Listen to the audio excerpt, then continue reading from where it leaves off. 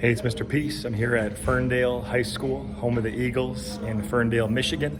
And my first time getting to visit here. I got to talk to all the grades today in two separate assemblies in the auditorium. We focused on positivity, being our best self, but we had some underlying themes of substance abuse prevention, suicide prevention as well. This event was sponsored by the Southeast Oakland Coalition, and just so, really honored, blessed to be given that opportunity to come and touch some lives.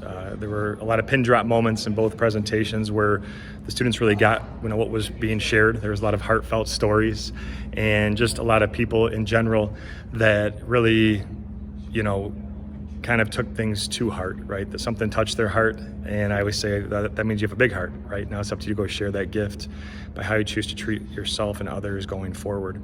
And no matter what we're going to go through in our lives, we always have this choice to hopefully choose to maintain a positive attitude, right, with everyone and in every area of our lives. That's why I have this shirt, says keep your head up, upside down on purpose. So if you look down, feel down, it's a reminder, for us to, always kind of think more positively no matter what we go through.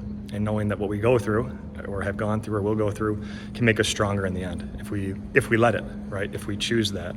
And so to be able to shift our focus to get away from the negativity, the negative thoughts, move past some of the past pain too. We know that hurt people, but healed people heal people.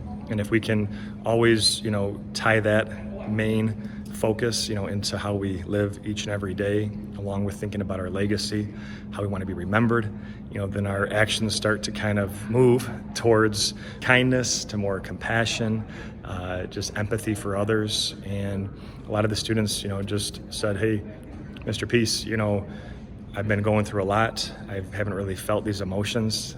It happened a couple of years ago, whether it was someone they lost or a bullying issue or something, just with a certain relationship.